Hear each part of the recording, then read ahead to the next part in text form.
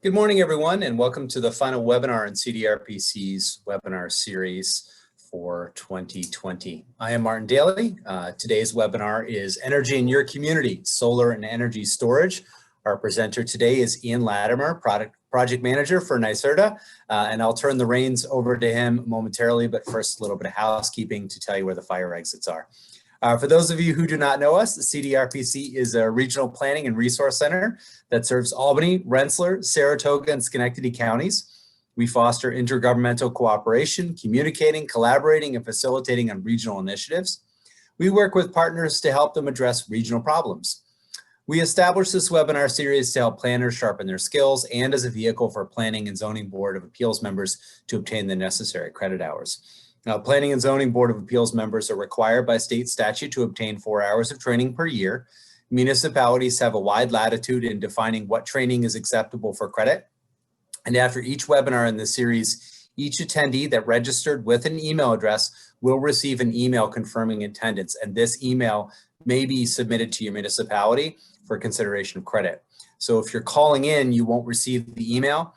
Simply reach out to us at CDRPC. We can check our record of who attended and be able to furnish you with an email confirming your attendance via phone, but you'll need to take that first step of emailing us first.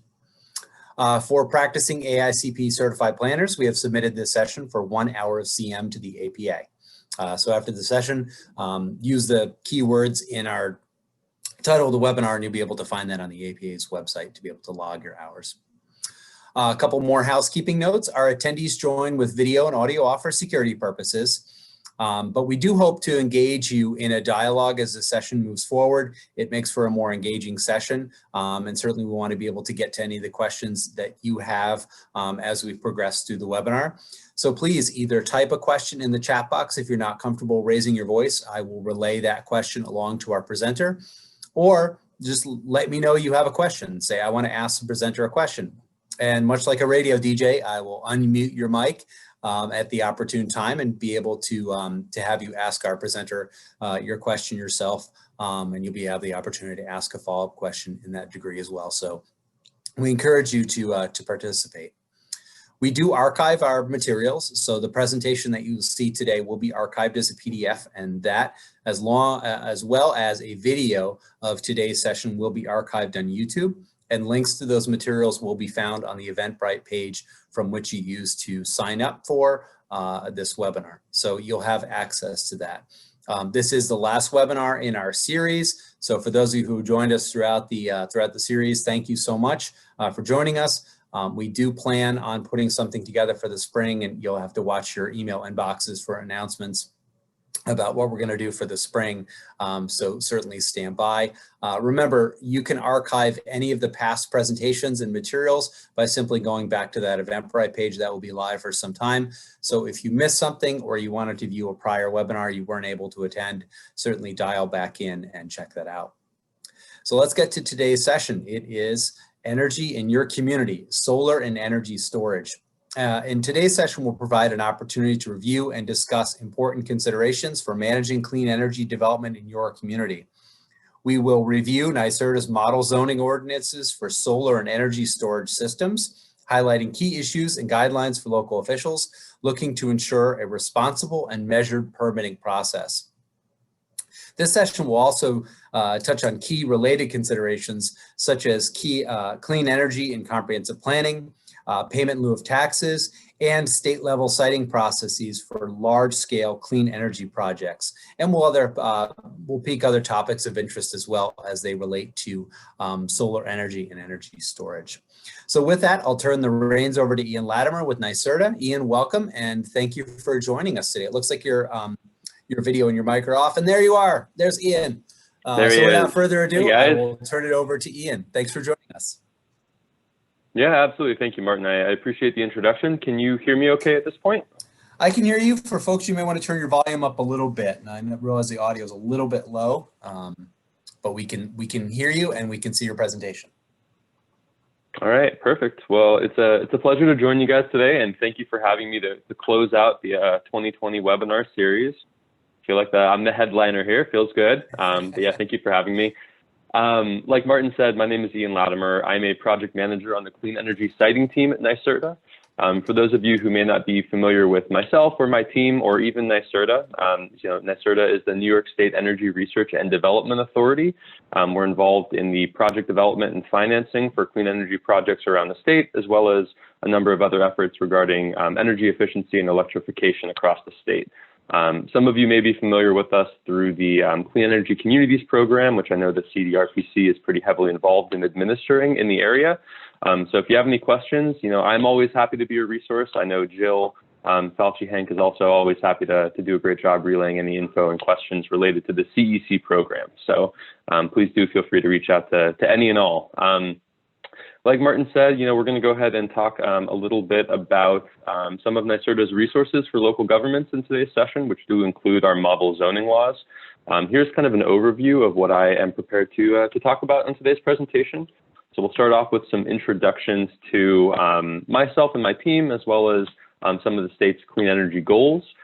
From there, we can move into NYSERDA's resources for zoning and permitting, including for solar and energy storage systems.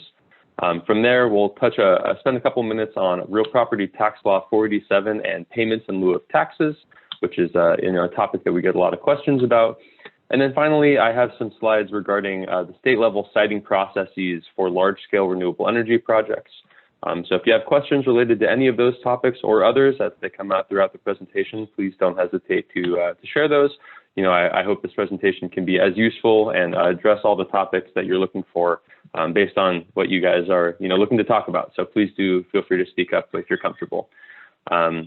One of the photo here is a 5 megawatt community solar array located in Half Moon, Saratoga County. So I tried to throw in some photos of projects in your area just for context and familiarity.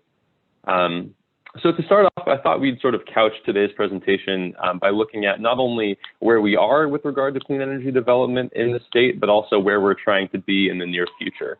As many of you might know, Governor Cuomo and the New York State Legislature have prescribed some pretty ambitious climate and energy goals for the state of New York. So from a general perspective, we're trying to reach 70% renewable energy by 2030 and 100% zero emissions electricity by 2040.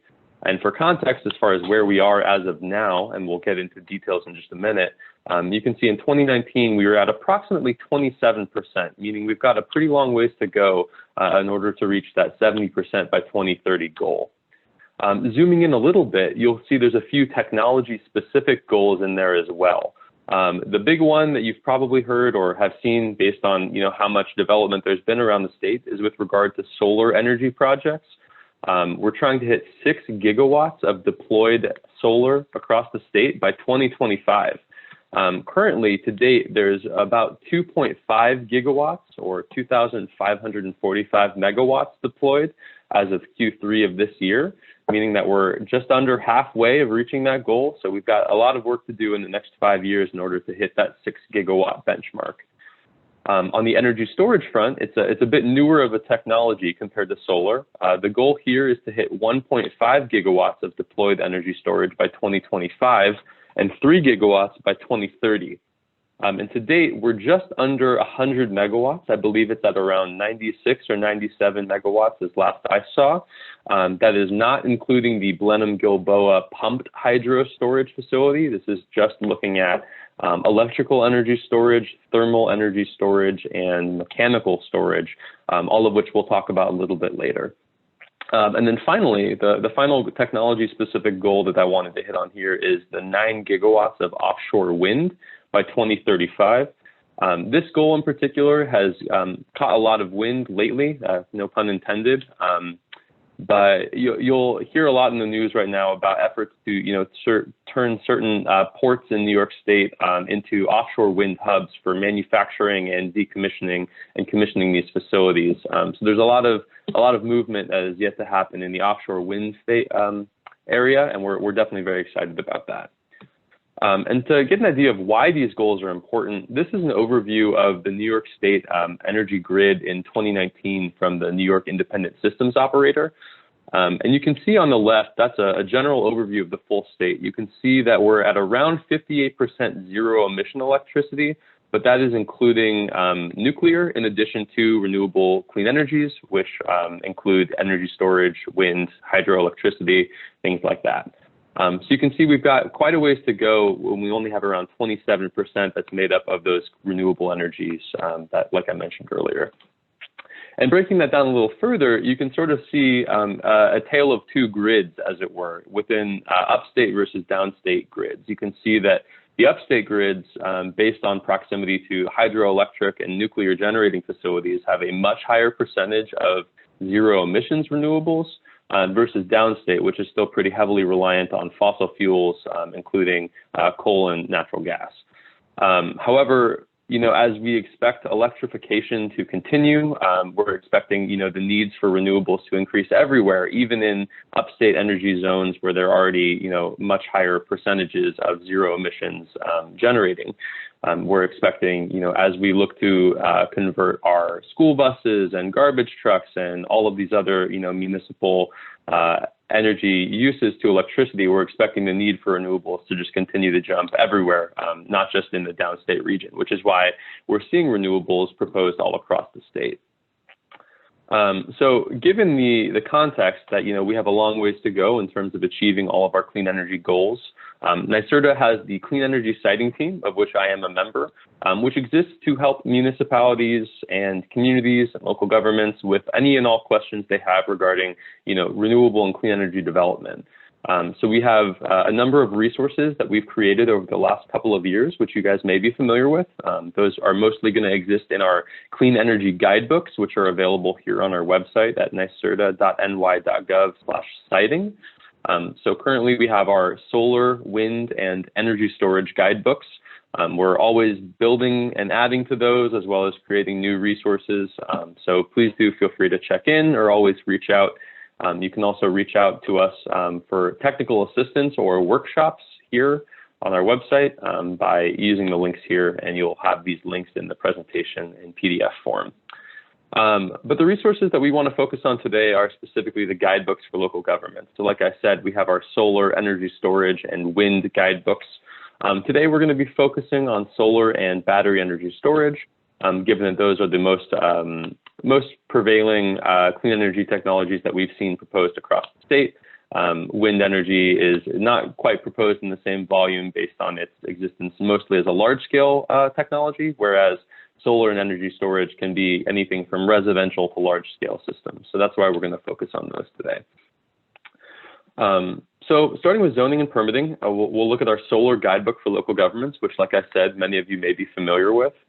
Within the solar guidebook, there's chapters on a number of important considerations related to solar energy technology, including permitting and inspecting for residential systems, SEQR, the State Environmental Quality Review Act. We have a chapter that's pretty comprehensive about best practices for SEQR review for these projects, information about pilots and real property tax law 487, decommissioning, municipal procurement. If you're interested in putting solar on a municipal landfill or vacant land, we have information and a model RFP guidance there.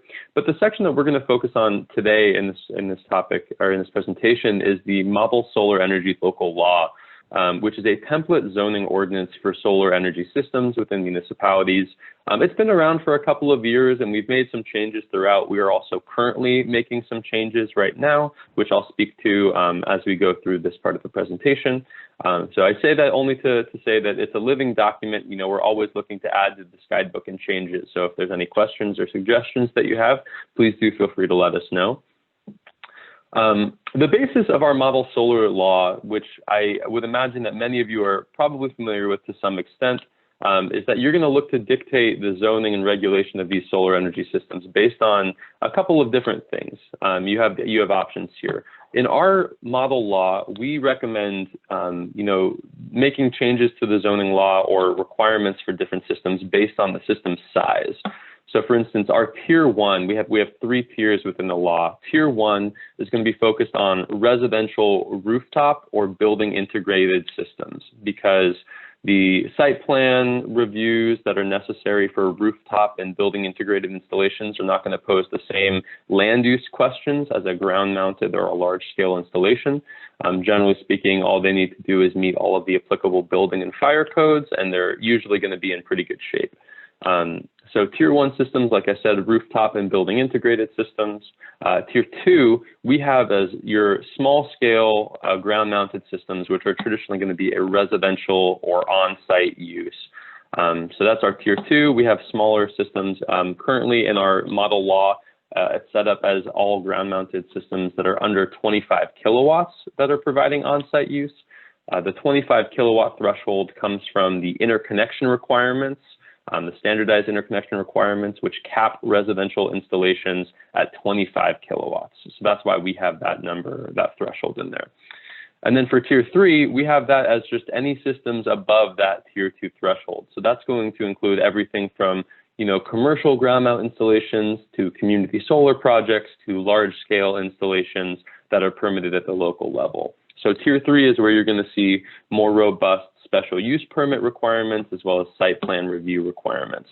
There are some alternative, methodologies that you can use when looking to break these systems up by category. You can look at using, defining these by use rather than size. So solely looking at, secondary versus primary use. I've seen a number of municipalities who have worked that in and found success using that model. So that's definitely an option as well. We think that using the numbers can be, a bit more prescriptive, but can change based on changes to the technology. So if you're interested in, avoiding any changes you may need to make to the law based on any changes in like technology efficiency or anything like that, you could consider using the primary versus on-site or primary versus secondary use methodology instead.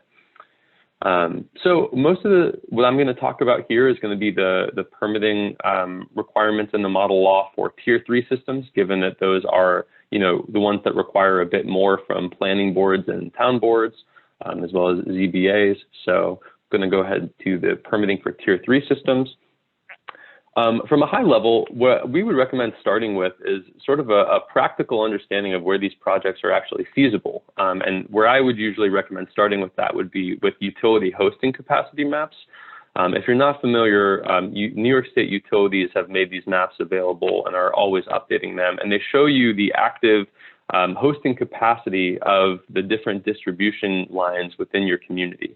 And what that means is you're able to get a sort of a momentary snapshot of where on the grid there's actually capacity to take on additional generation from these projects. The reality is that, no town can be entirely run over by solar projects because the grid is not able to take on all of that electricity unless there's substantial upgrades, which are extremely costly and may be even cost prohibitive to a project being developed. So I would recommend, if you haven't already, starting with a utility hosting capacity map, which can give you an idea of where you might expect to see projects proposed in the future.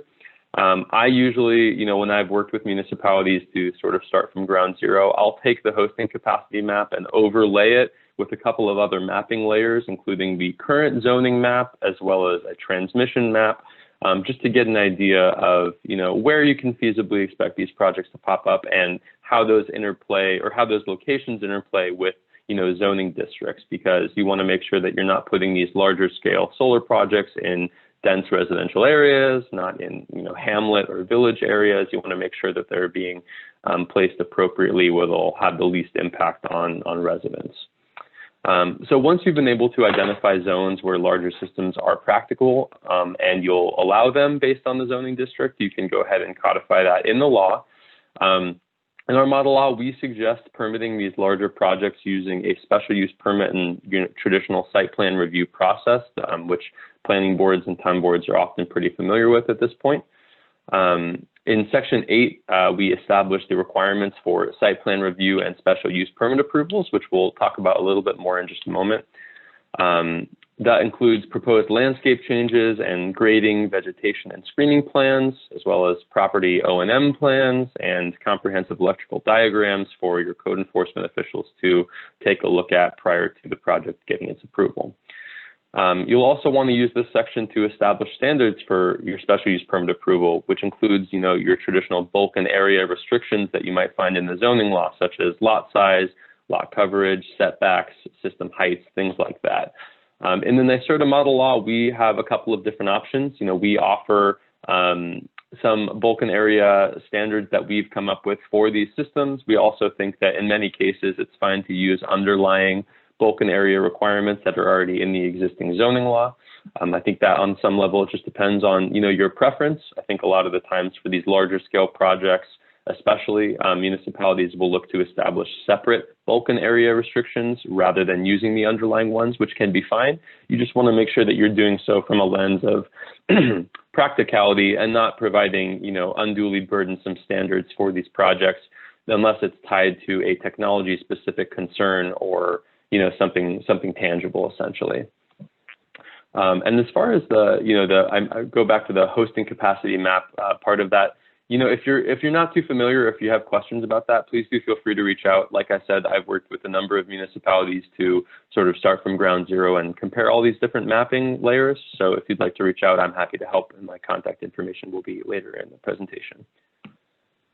One other important provision for systems, for Tier 3 systems specifically, these larger scale projects, you want to make sure that decommissioning is something that is very clearly defined and covered within your zoning law.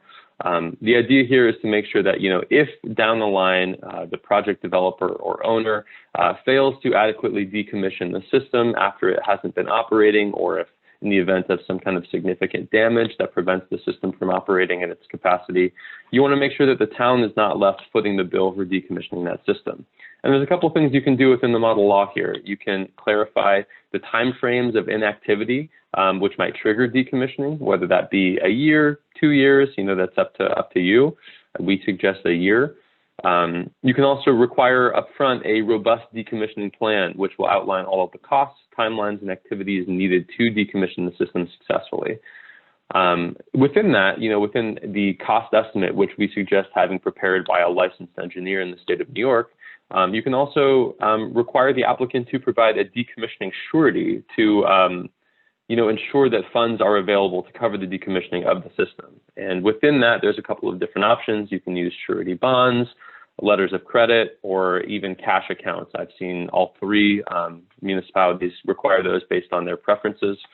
You want to do a couple of things. You want to make sure that it covers the full cost of system removal, including or not including salvage values. I think that can be, sort of a contentious issue. NYSERDA's model law and our estimated decommissioning amount does not include salvage values. I've seen municipalities be fine with including it. It's just that as of now, it can be, a bit hard to fully understand the cost of some salvage value of components, such as the modules themselves, which can often be resold after the end of the project lifespan.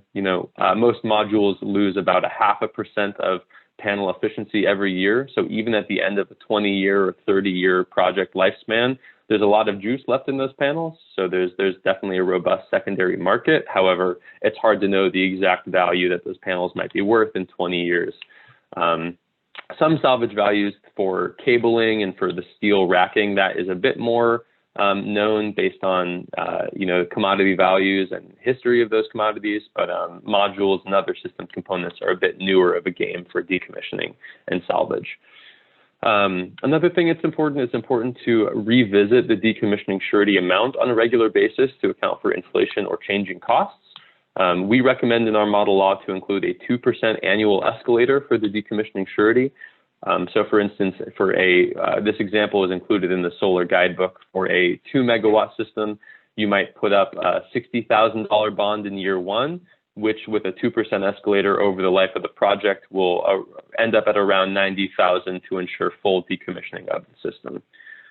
It will also cover the AHJ, the authority having jurisdiction, in the event of a project sale, insolvency, or any other circumstances by which the applicant is not able to remove the system.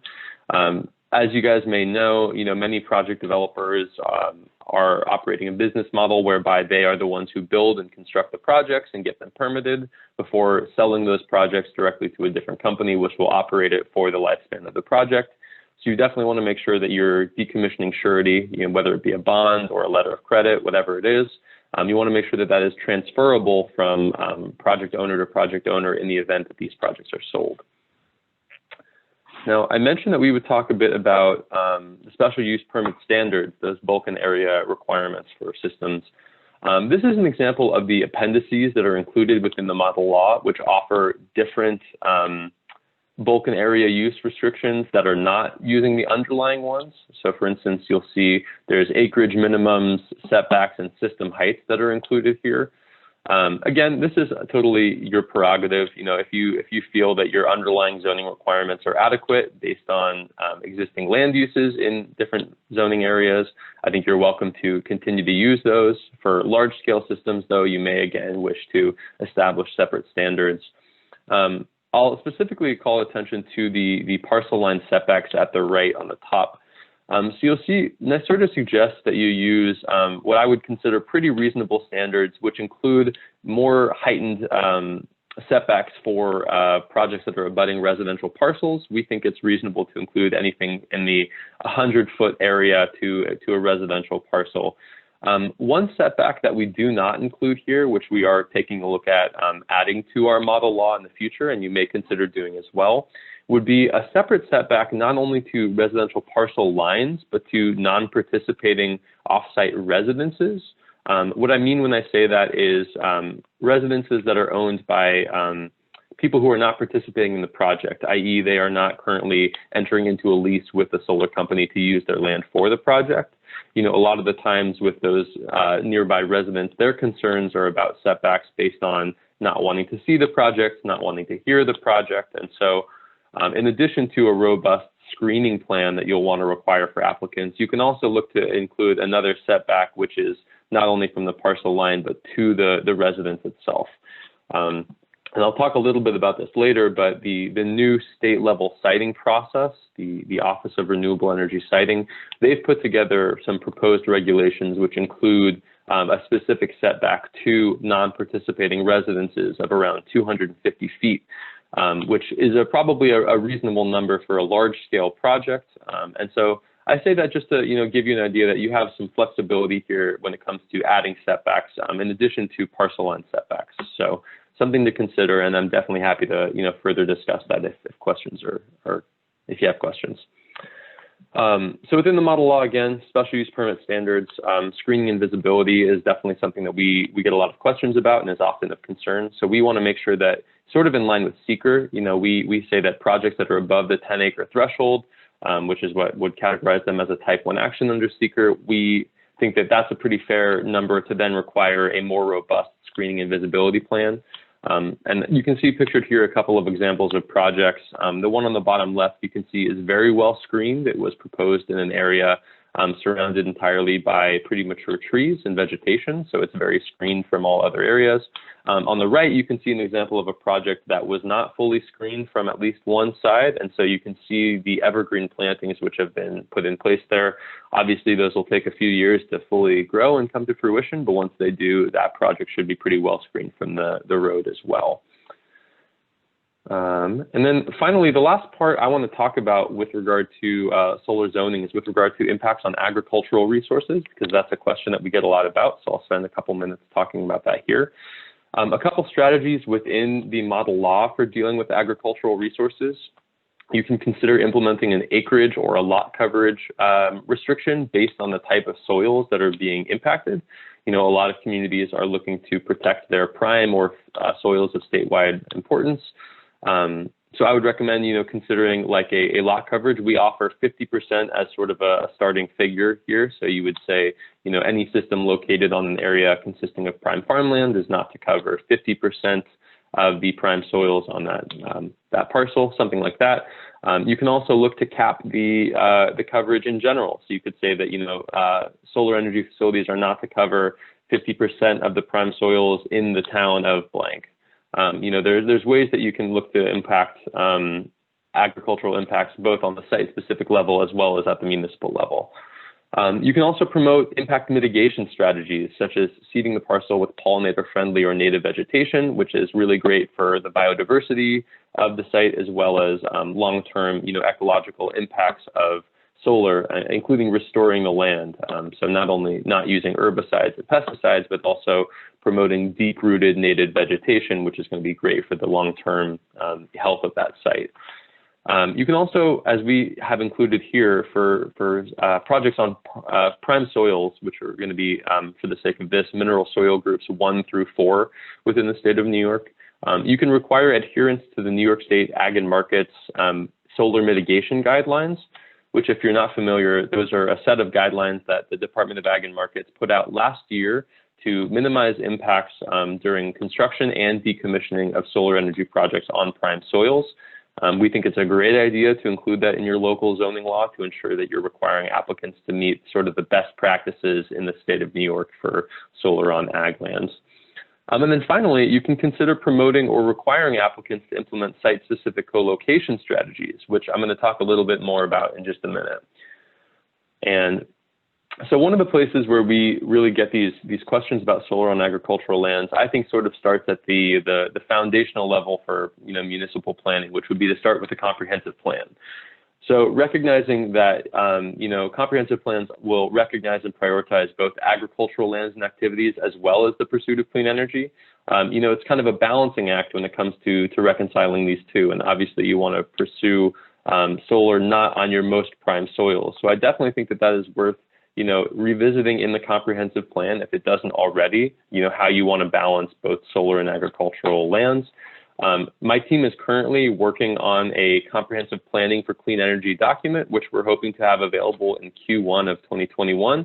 So if you're interested in comprehensive planning and clean energy and you're looking for strategies to include that within your comprehensive plan, please feel free to reach out to me. Like I say, we are working on it and hoping to have it available very soon.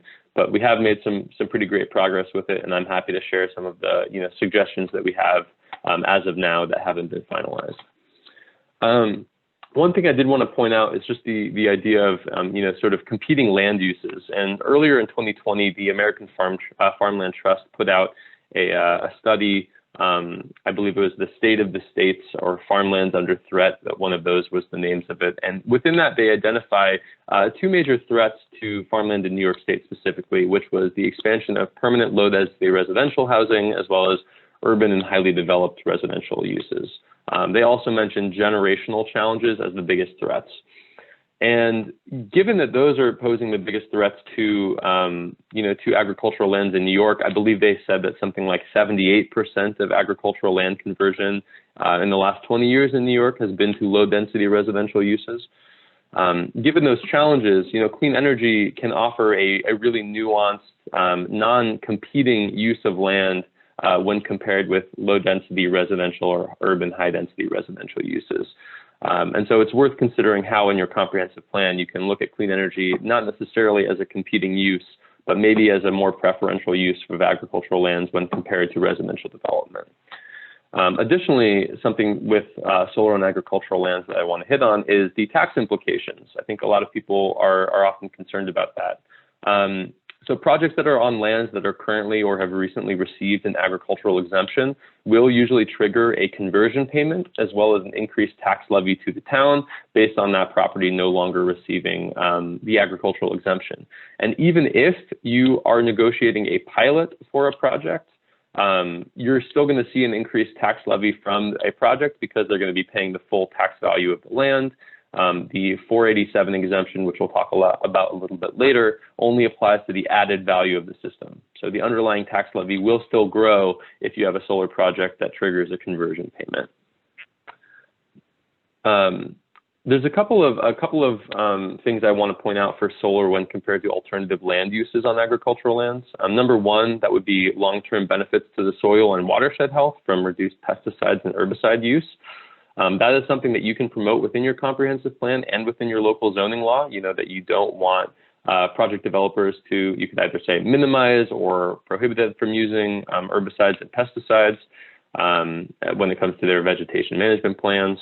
And there's also some great impacts to biodiversity and wildlife, which are currently being studied across the country. The photos at the right are from a large-scale solar project in Central California called the Topaz Solar Array. It's one of the largest in the country. It's about 500 megawatts, so a couple thousand acres of land that are comprising the project area. And within that project, they've done a couple of things that were pretty unique that are being studied currently.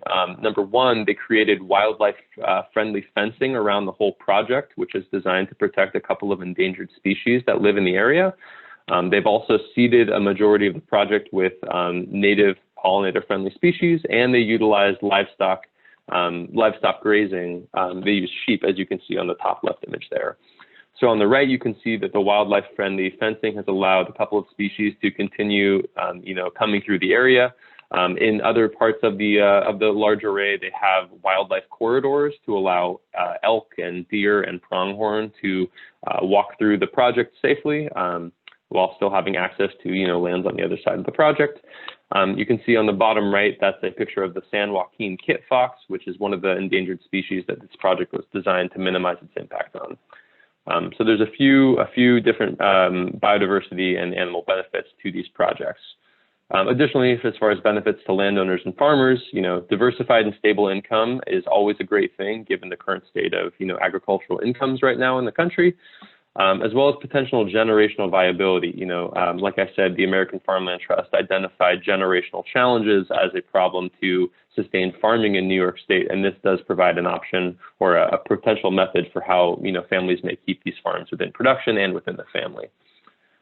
As far as methods for co-location, I included here a few examples of co-location that we've seen both in New York State and in the region. On the top left image, you can see, like I said before, some solar grazing. So this is an image of sheep grazing under a solar panel or a solar array. We have a great organization in New York State called the American Solar Grazing Association. They're doing some pretty incredible work as far as research around the viability of grazing under solar arrays, and have done a really good job of promoting that throughout the state at community solar projects all over. On the top right, you can see some chickens that are grazing or free ranging under a solar array. That's over in, I believe it's in Ithaca in New York. It's the first project that I've seen that's got a flock of chickens, and I think that's a pretty awesome project. On the bottom, you can see a couple other options for co-location. On the bottom left, you'll see beekeeping, which can be done on site or in proximity to the solar array, especially when paired with pollinator-friendly plantings under the arrays. And then on the bottom right, there's a research pilot project happening in Massachusetts, which is studying vegetation or vegetable growth underneath solar panels. And so far, we've seen some really promising results come out of that. Now, unfortunately, that is still a pretty cost-prohibitive option for co-location, given that you have to space the panels out a bit more and you have to raise them higher off the ground. So it's not always a very viable option for co-location. But as these projects continue to get cheaper to build, this could become a more cost-effective method. And so that sort of covers my section on solar. I want to make sure that we have enough time, so I'm going to go ahead and continue on to battery energy storage. So the battery energy storage guidebook, which NYSERDA has, is a bit smaller than our solar guidebook. Do you have is there some questions, Martin? There is a question which just popped up. Common concern that the person who poses this question hears about is citing solar panels as potential contamination or runoff from stormwater running off the panels. Is that something you could speak to? Yeah, absolutely. So to my knowledge, I don't believe that we've ever had that issue at all. My understanding is that most solar panels are classified in a way that has demonstrated that they will not pose any type of runoff. Most of the panels that are used within the state of New York are going to be monocrystalline silicon panels, not cadmium telluride panels. I know a lot of people have seen or are concerned about cadmium telluride given the toxic nature of those chemicals, but I am not aware of any installations in New York State that use those panels. The silicon panels are going to be a tempered glass front, which means that they're highly impact resistant. They're not going to crack open by just anything. And if they do, they're going to stay held together in place, much like a car windshield might, because it's tempered glass. And the toxic components of a solar panel, most people are going to be thinking about like lead. Lead is only used in the solder of these panels. They're not used in the body of the panel or anything like that, and they're chemically bonded to the system components. So my understanding is that when these panels are tested for toxic runoff, they are chopped up into very small pieces, like a centimeter by a centimeter, and they're tumbled in an acid bath to simulate potential runoff conditions. And my understanding is that even after those testing, solar panels have demonstrated levels of toxic runoff that are below EPA levels of concern. So that's under a highly worst case scenario. Even in that situation, toxic runoff has not been a concern from solar panels. I think where I've heard that question come up is if, like, let's say there were to be a storm that were to damage panels that were then going to be left sitting for a year, of rain and runoff. I would just say that situation will never really happen because the system owner is going to see that their panels are damaged and they're not producing the way they should, and they'll just go ahead and replace those panels. I would be hard pressed to imagine that there would be a situation in which a panel or multiple panels were going to be left out for a significant period of time in order to create a runoff issue. So to my knowledge, that has not been an issue. We've seen a bunch of projects proposed around the state which have completed their stormwater runoff protection plans, and I believe that that's never been a huge issue. And a follow-up to the SWIPs, the stormwater pollution protection plans. How is the area of disturbance calculated for a typical solar installation? Is it calculated by the area of the facility, or is it calculated by the disturbance of the mountings plus any access roads? Is there a typical or a industry standard for developing the amount of disturbance for installations of these facilities? It's a good question, and I was actually just looking into this recently. My understanding is that project area is sort of the best practice. So maybe anything within like the fenced in area of the project. I personally don't know that I feel that only looking at the mounting spaces, where those projects are actually going into the ground, I don't know that that is necessarily going to be as comprehensive as you might want for a SWIP. So I would say that I've seen, access roads and anything within the fenced in areas. You could even maybe zoom that in to be anything under the panels themselves, not including maybe buffers between the panels and the fencing. But I would say that it's definitely worth thinking about on a more holistic level, not just the places where the systems are connecting to the ground. Okay, so what about when you calculate impervious coverage? Does that count for simply the mountings plus any of the access roads, or how does that get calculated in after the construction of the facility? Yeah, for impervious coverage, I would say that at that point, you're talking more about the actual impacts to the land. So at that point, you're talking about access roads, any mountings, like any system components that are mounted on concrete pads or anything like that. And then the actual impacts to the land where these systems the piles are being driven in. So impervious coverage, I would say that you're not talking about the land, all of the land underneath the panels, given that area can still receive water runoff from the panels. But for general land disturbance, I think it's best practice to use a larger area. Is there some guidance from NYSERDA or DEC that people can point to when they're going back and forth with either a design firm or an installer that kind of backs up their ability to claim that the disturbance is calculated and X and the impervious coverage is calculated by Y? I don't believe that those have been standardized or are required by DEC or NYSERDA. I think that, NYSERDA has our best practices that we sort of say, but as of now, I don't know that that's been, promulgated anywhere. I'm happy to look into that, and we can maybe even consider putting together some best practices that can be published. Okay. And then finally, one more question about acid rain. I'm assuming that the question is related to does atmospheric fallout have any impact on the panels as far as what they may contribute to degradation of the materials, or I would imagine just relating to the degradation of panels. I have never heard anything about acid rain impacts on panels. That's not to say it has never happened or not a concern. I'm happy to do some research and see if I can find anything on that topic, but I have never heard that brought up as a concern.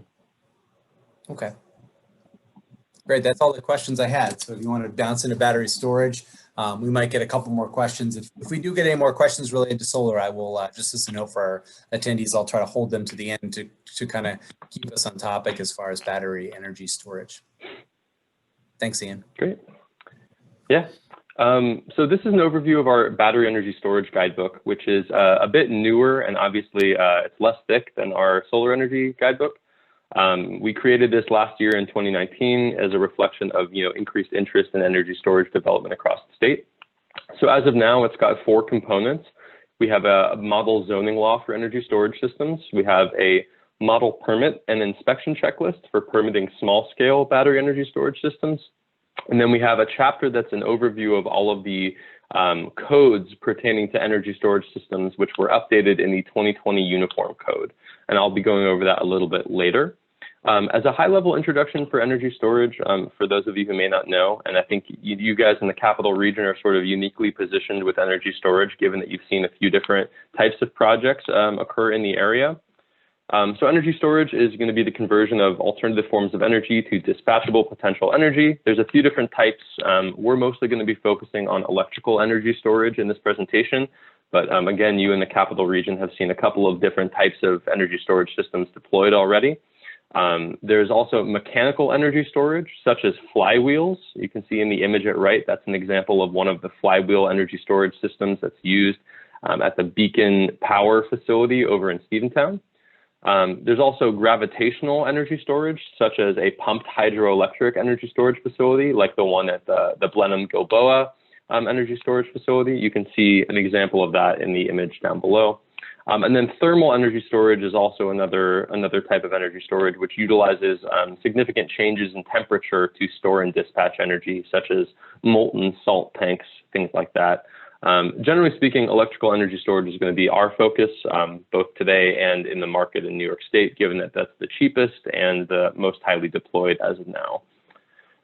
So when we talk about electrical energy storage, we're talking about battery energy storage systems, which can utilize a few different electrochemical components.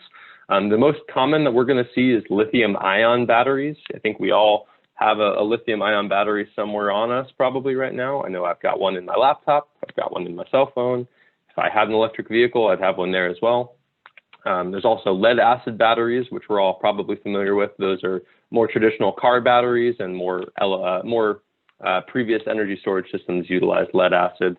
There's also nickel and flow batteries, but again, lithium-ion is going to be the focus. As far as components, the building blocks of an energy storage system are pictured on screen. You have energy storage cells. When you string a few cells together in series or in parallel, you end up with a module. You string a few modules together, you have an energy storage rack. And a bunch of those racks can be paired together, sometimes within a larger container, to create an energy storage system. The other component I want to mention here is what's known as the battery management system, or BMS. The BMS is sort of the eyes, ears, and brain of your energy storage system. It's going to be able to monitor system performance and function down to a cell level sometimes. These are really sophisticated, and in the last couple of years, in response to some significant incidents that have happened with energy storage systems, these battery management systems have gotten extremely good at, tracking cell-by-cell activity within the system, isolating any cells that are performing poorly or need to be repaired, and alerting system owners and first responders in the event of an incident, if that were to occur. As far as some of the benefits of battery energy storage systems and why we're seeing these being deployed, it's for a couple of different reasons. As we have looked to increase the state's reliance on intermittent renewable systems like solar and wind, energy storage provides you an opportunity to make the most of those energy sources, that generation, at times when they're not producing. For instance, we all know that the sun isn't shining at night, the wind's not always blowing, so energy storage can allow you to store that energy and deploy it based on the needs of the grid or based on the costs of electricity at different times of the day. So for some applications of energy storage systems, for residential systems, we're thinking about things like backup power, increased self-consumption if you're pairing it with rooftop solar. So if you have a solar array on your house and you stick a battery connected to it, you'll be able to better utilize all of the energy that you're producing rather than any excess being fed back into the grid and you being compensated at a lower rate through a net metering arrangement or something like that. You can also look to reduce your demand charges or time of use charges from your utility by charging that system up during the day and then utilizing it at night when electricity rates are highest because everyone's getting home from work and turning on the TV and the air conditioning and things like that. From a utility perspective, there's a few reasons they want to see these systems deployed as well. Upgrade deferrals, congestion relief, resource adequacy, so making sure that they have enough power to keep all the lights on for everyone in their utility service territory.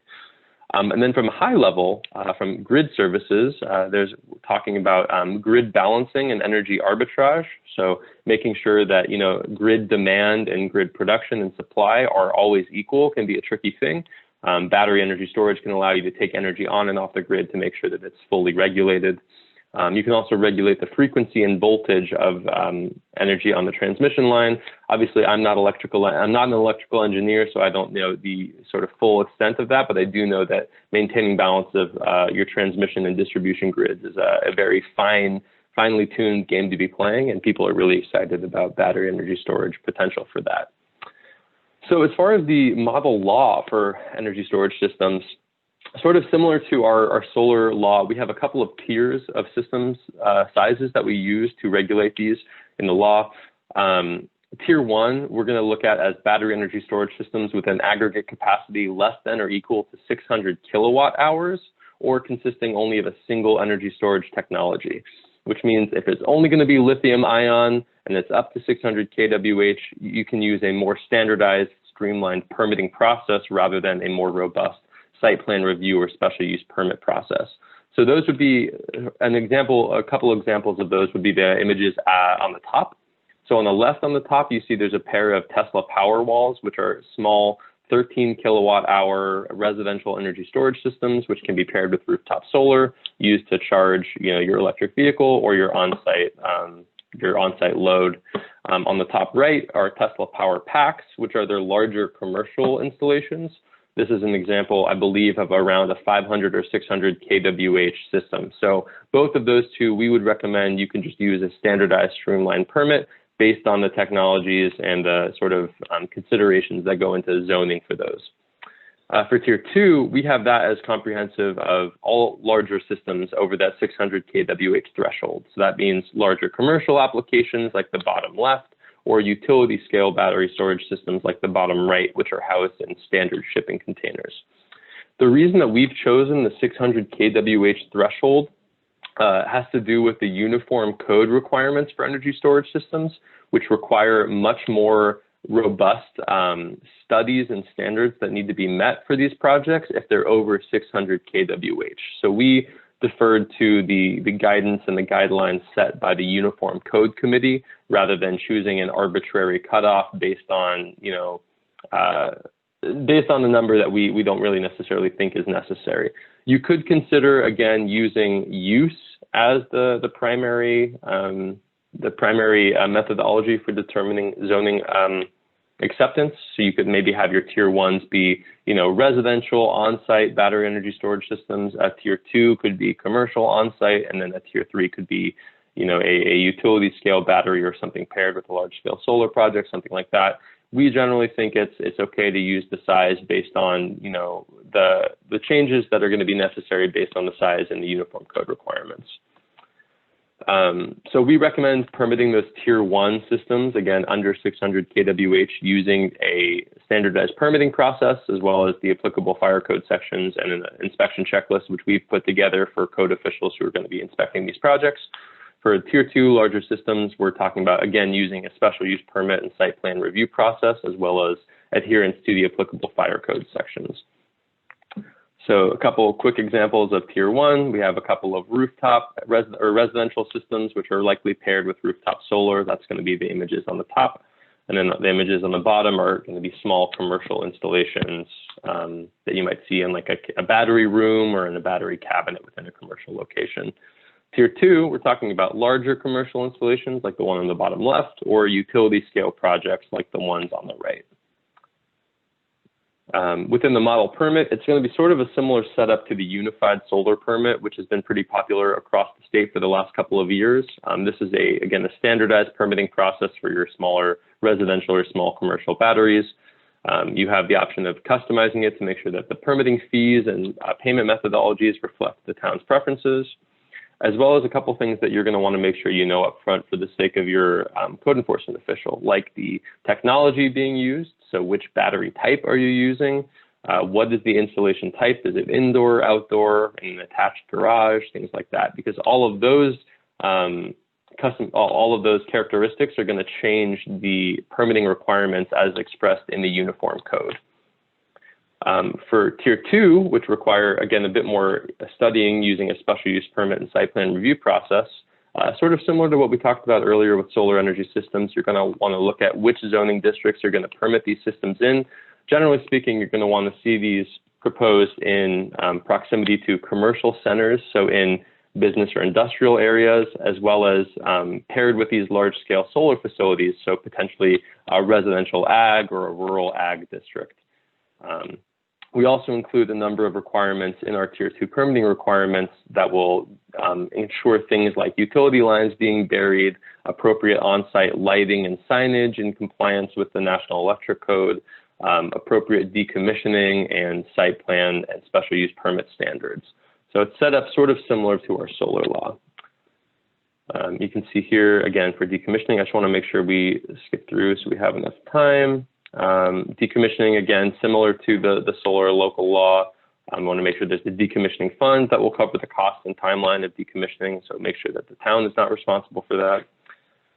And then let's see, special use permit standards. Again, you can comply with underlying bulk and area restrictions, or you can come up with separate technology specific restrictions.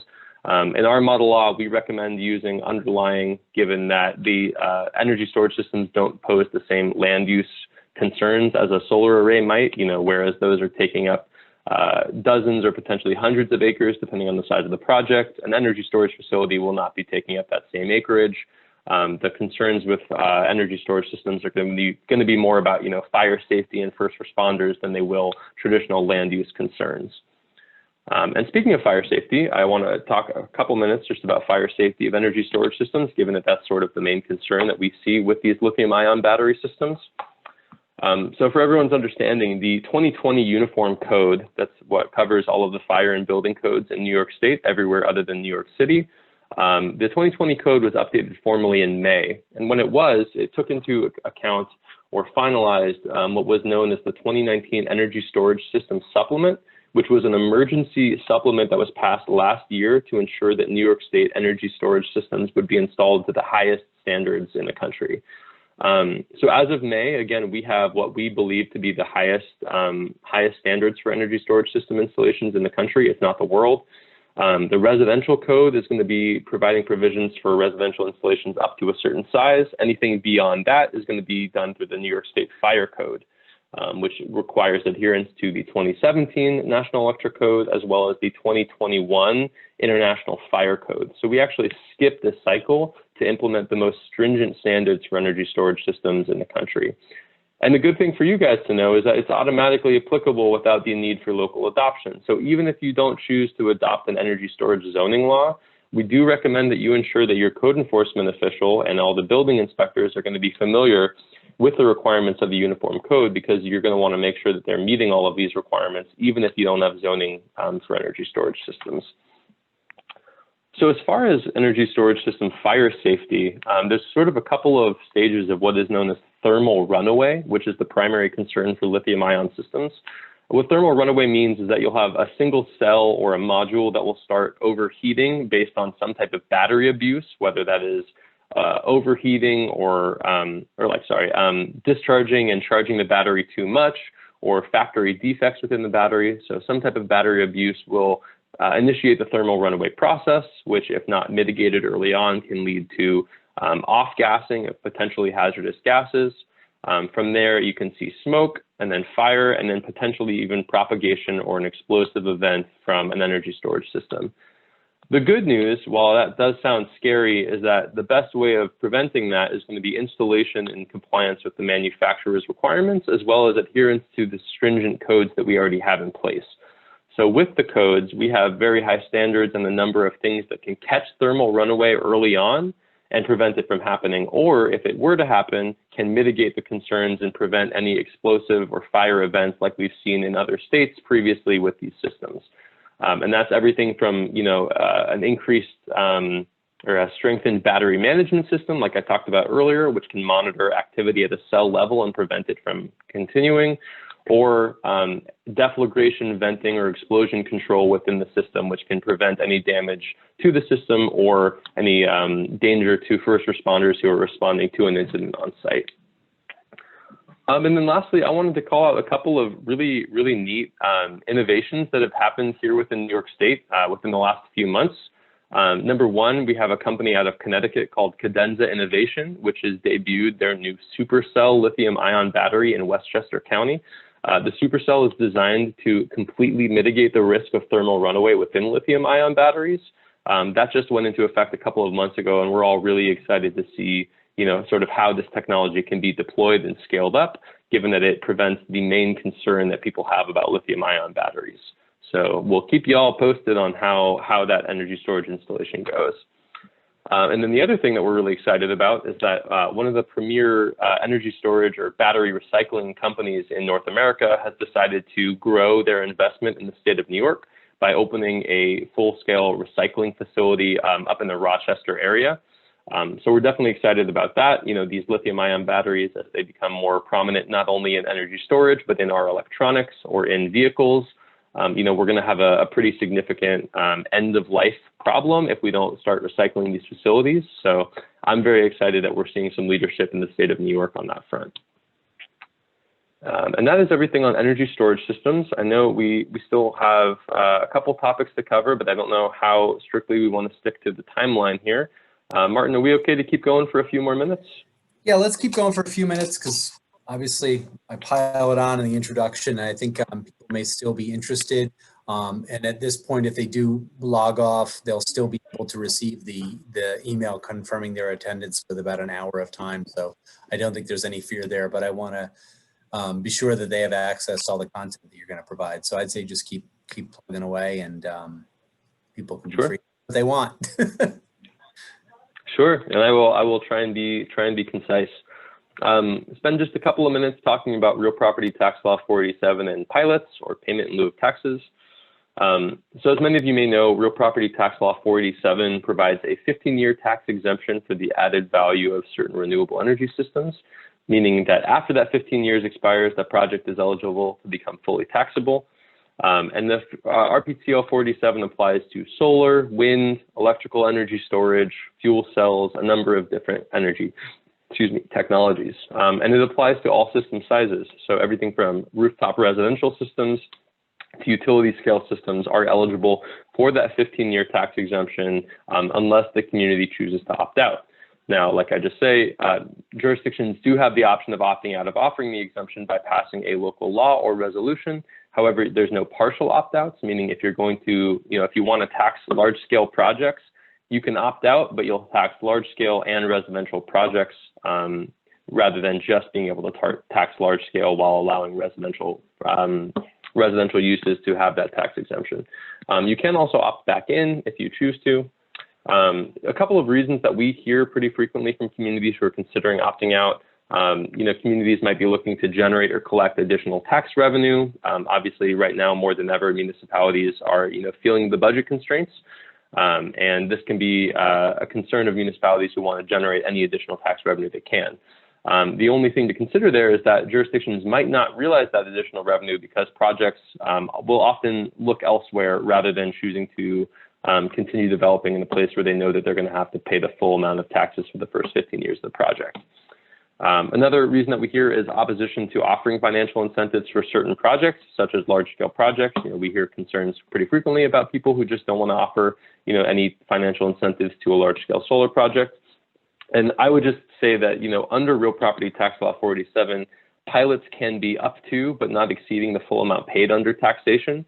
So rather than opting out and preventing everyone from residential to utility-scale customers from receiving a tax exemption, if you're really more concerned only about those large-scale systems, you have grounds to just require or negotiate a pilot that's higher or even equal to the amount paid under full taxation, while still allowing residential and commercial uses of solar to not be burdened by the full taxation.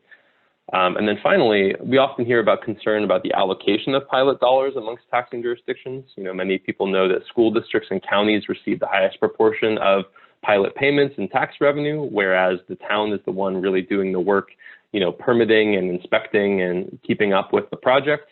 And I would just say to that end that host community benefit packages are a really common tool to ensure that the hosting municipality gets compensation that reflects their role in permitting these projects.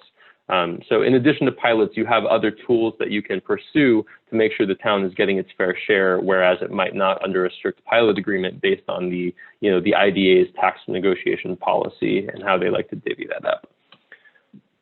I've mentioned pilots a couple of times. So pilots are not unique to clean energy. They're, a pretty common tool used to attract investment in the community. Jurisdictions which have not opted out of RPTL 487 are able to directly negotiate pilot agreements, which, like I said, you can collect tax revenue that would otherwise be exempt. It's not to exceed the amount paid if it was fully taxable, and it usually consists of $1 per megawatt basis for the lifetime of the project or for the first 15 years of the project, and then the project will become fully taxable in year 16. The pilot agreement can be negotiated directly from applicants and jurisdictions, or it can be consolidated through an IDA. Oftentimes, a project will go through an IDA because they're also seeking like a mortgage tax recording tax abatement, but not necessarily. Sometimes they just go directly to the jurisdictions, and that is something that you have power over to shape those negotiations. If you want to be involved, or if you want to hand that responsibility to an IDA based on their familiarity with negotiating pilots, that is absolutely your prerogative. The point of a pilot, I would just say, a well-negotiated pilot is meant to allow a jurisdiction to enjoy financial benefits of hosting a project without making it entirely unviable to a project developer. NYSERDA has some resources for calculating appropriate pilot values for community solar projects. We are currently working on coming up with guidance and tools to reflect pilot values for large-scale renewable energy projects. As of now, we don't have any public-facing guidance on that, but we do expect the appropriate value for a large-scale project to be smaller on a $1 per megawatt basis, but obviously a much larger cumulative payment based on the size of the project. The reason it's likely to be not a lot smaller, the reason it's likely to be somewhat smaller than a community solar project is that large-scale projects are compensated differently for the electricity they generate. They participate in the wholesale markets, which means they might be getting paid half as much as a community solar project would be for the electricity they generate, which in turn means that they likely can't afford to pay the same $1 per megawatt pilot. I'm happy to speak more about that at any time, but I will move on now to make sure we don't run out of time. So quickly to touch on state level siting for large scale renewables, as many people may be familiar, since 2011, large scale projects over 25 megawatts have been cited through the Article 10 citing process under PSL 10. So Article 10 was established to review and permit all large-scale generating facilities, both renewables and conventional generation. So everything from solar farms to coal and natural gas plants have been permitted through the Article 10 process.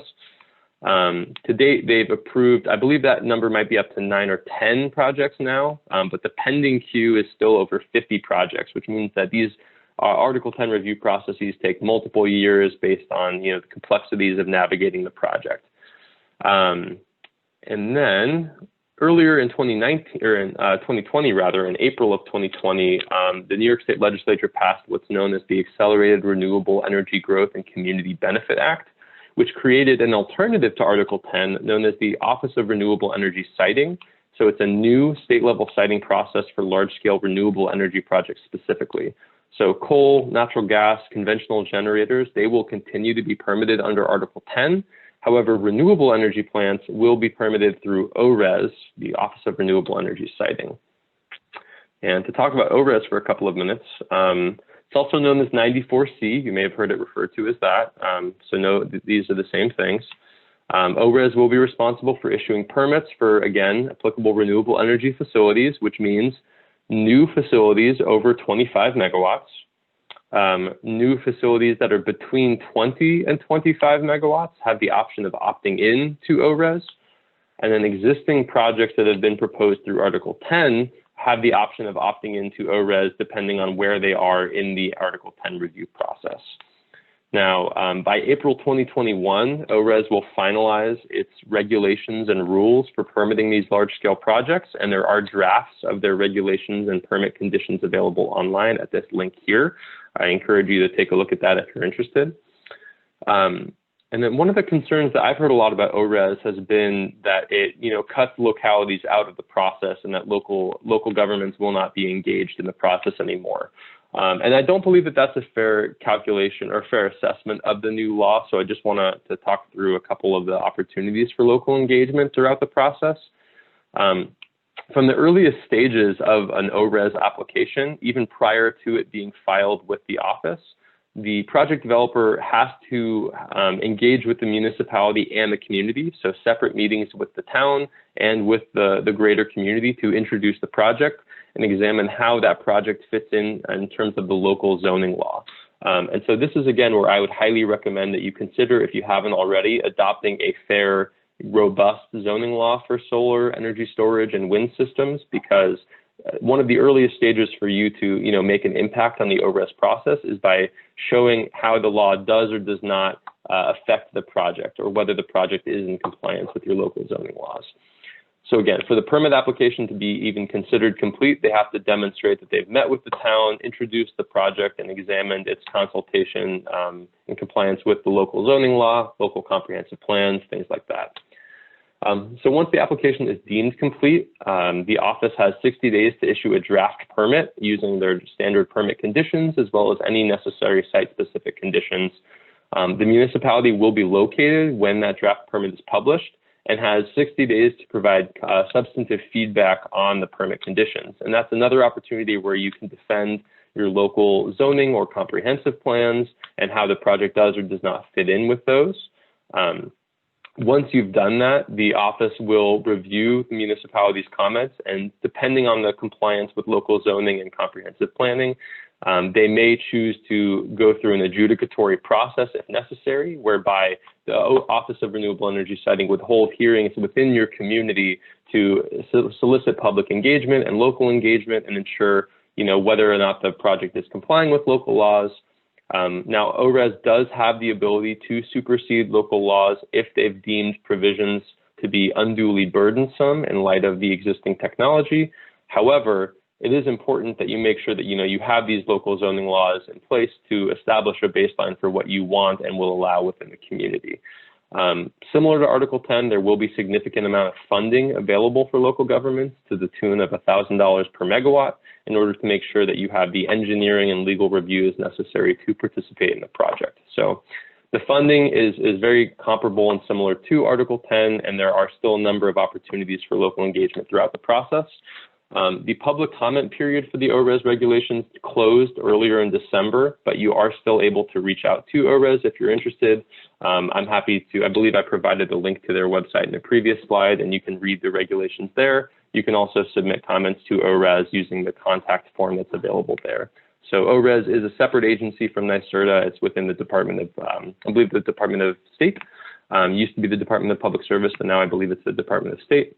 And ORES is going to be, again, the new permitting authority for those large-scale projects. So would highly recommend that you take a look at the drafts there. I'm also happy to answer questions based on my familiarity with it, but would defer to ORES with any maybe super specific questions, given that they are the ones who have been promulgating these guidance. Great, this has been fantastic. Yeah, we had a question related back to the pilots question. Does NYSERDA have any recommendations or any model agreements for pilots where a municipality that spans multiple school districts and multiple counties? So within within this particular proposed project, or within this scenario, the municipality would have multiple school districts that may be affected by a pilot, and those school districts are located, they span county line. I mean, New York is so crazy with their municipal boundaries. We're talking municipalities that have school districts that bleed beyond their boundaries. Yeah, we currently do not. Our model pilot agreements don't include multiple school districts and how that might affect the divvying up of that funding.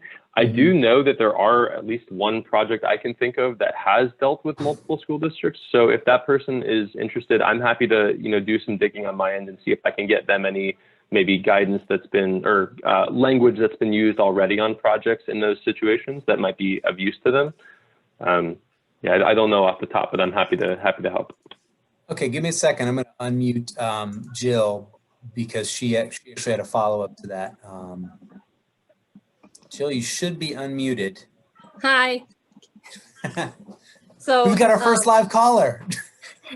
Hey, Jill. Question. Hi, how are you? Thanks, Ian. This has been really great.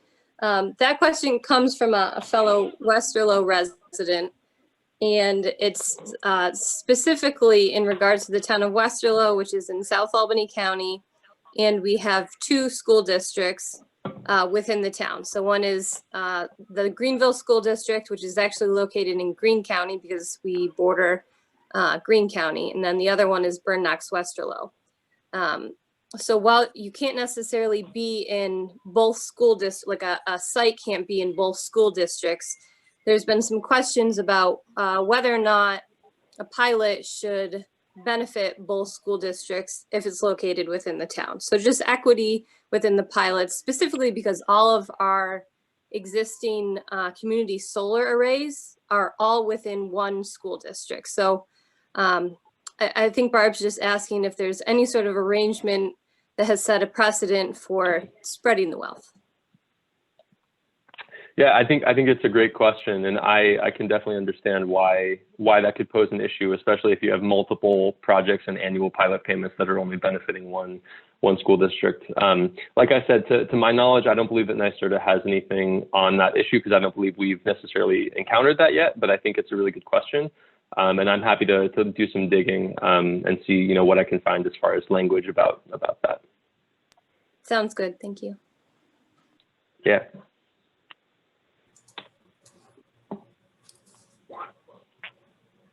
All right. Did you have anything more to add as a follow-up, Ian? The only other thing I would say is that I give a quick plug to NYSERDA's Build Ready program, which is one of the other new programs that was created by the Accelerated Renewable Act earlier this year. If you guys don't know Build Ready is a process by which NYSERDA will act as a project developer and actually get projects permitted and ready to be built, and then auction off those sites competitively to project developers to come in and actually build the project. So we're really excited because this is going to be an opportunity for NYSERDA to better focus on underutilized sites such as landfills and brownfields. Places that might not be as attractive to a project developer. We're really focusing on best practices and underutilized sites. So we are encouraging anyone who has a site in interest, if you're a municipality, if you're a private landowner, if you have a site in mind that is currently very underutilized that you think would be a good place to host a project, please feel free to reach out to NYSERDA. We're doing our best to get news of this new program around the state whenever we can. So if you want more information, you can email that information or that email account there, or reach out to me and I'm happy to put you in touch with the right people. And my contact information is all right here. Please feel free to reach out. Jill knows as well as anyone that I really do my best to try and get back to, any municipal officials who have questions on anything related to clean energy. I really try and make myself available. So please do feel free to reach out. Even if I'm not always the right person, I'm always happy to put you in touch with people at NYSERDA or outside of NYSERDA who might be better equipped to help. So please feel free to reach out to us whenever you have any questions. Absolutely. And I really want to thank you and appreciate your time. And thanks for bringing us home on the webinar series. For those folks that registered via email address, you'll get an automatic email one day from now confirming your attendance. If you have questions, feel free to reach out to CDRPC. Certainly watch our social media or your email for announcements on future training opportunities or webinars. We want to keep this momentum going. So we really appreciate your time. So thank you, Ian. Thanks, Joe, for jumping in and asking a question and being our live caller. And remember, you can go to the Eventbrite page to access a PDF archive of the presentation that Ian had today. And also a recording will be posted there when it is done uploading. So thank you, everybody. Have a happy new year, and we will certainly see you in 2021. Take care. Bye-bye. Perfect.